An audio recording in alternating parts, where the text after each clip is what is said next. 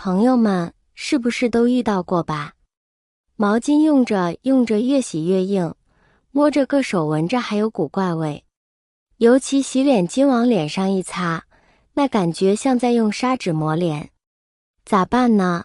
今天教你一招，随手3样厨房常备物，不花冤枉钱，10分钟让旧毛巾焕然一新，柔软还带清香。大家好，欢迎来到小明家魔法。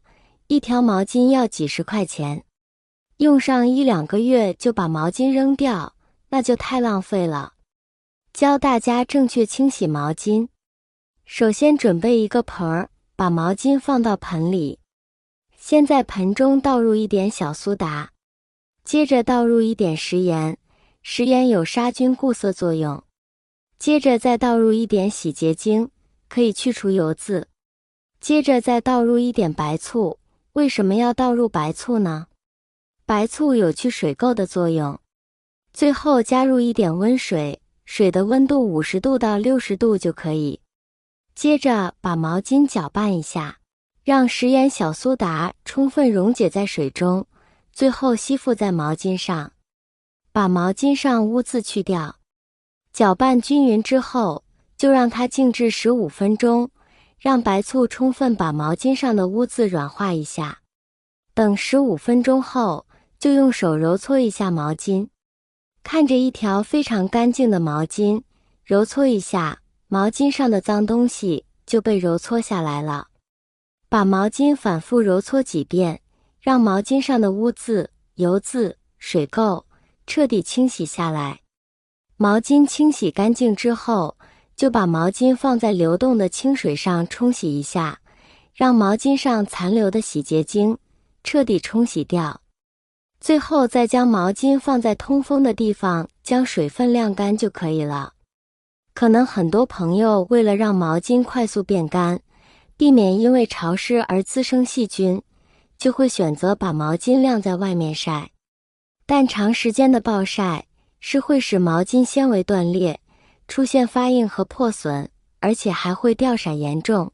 所以我们的毛巾就不要长时间放太阳下去暴晒了。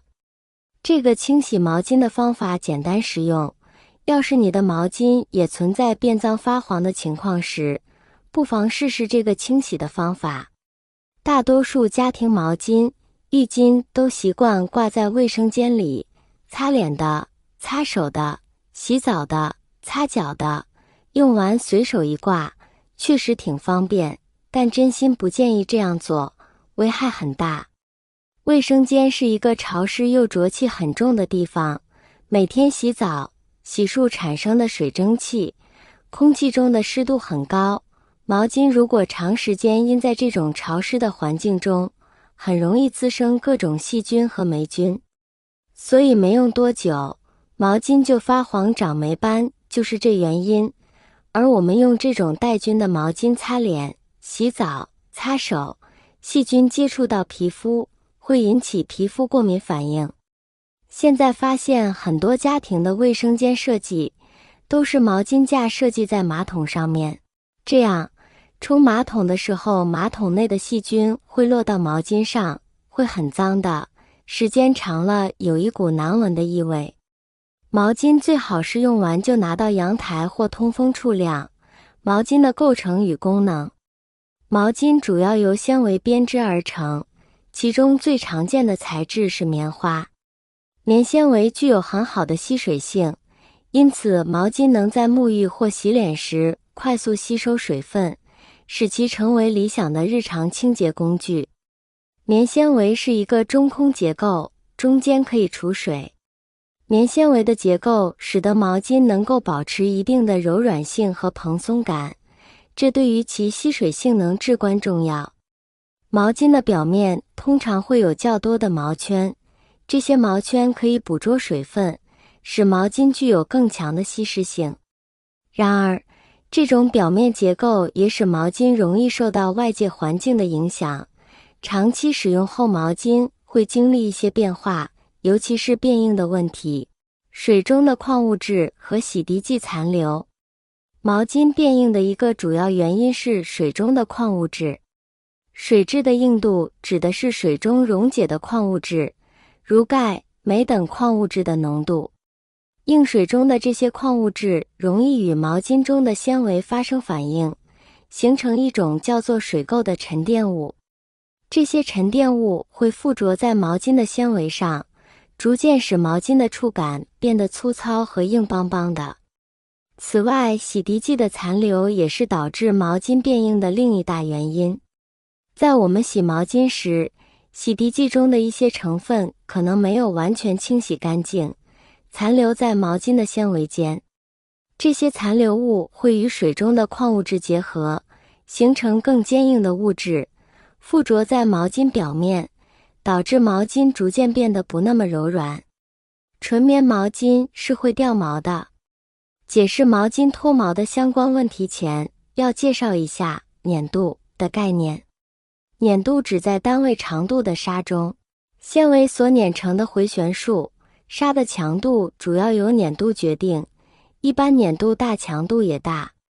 粘度的大小直接影响手感，粘度低的毛巾手感好，但是容易起毛；粘度高的毛巾手感相对略差一些，毛巾不易起毛。毛巾在制作的时候，为了满足毛巾的柔软度，会在毛圈的粘度上适当使用弱捻工艺，毛巾在洗涤和摩擦中就容易脱毛。其次，由于毛巾多使用棉纱织造，且吸水能力要强，手感要柔软，因此毛巾不能用粘度太大的纱线。织毛巾的纱线通常用粘度较低的棉纱，棉纱粘度越低就越柔软。我们通常听说的无捻毛巾就是毛巾中最柔软的一种。棉纱粘度低，那么棉纤维就不会太饱和，就会出现脱毛出现，少量脱毛也属于正常现象。建议最好准备2条洗脸毛巾，每次洗脸擦干净皮肤后，毛巾都要用清水清洗一遍，然后晾干。2条毛巾替换使用，不用的毛巾放到通风处晾晒，以免滋生细菌。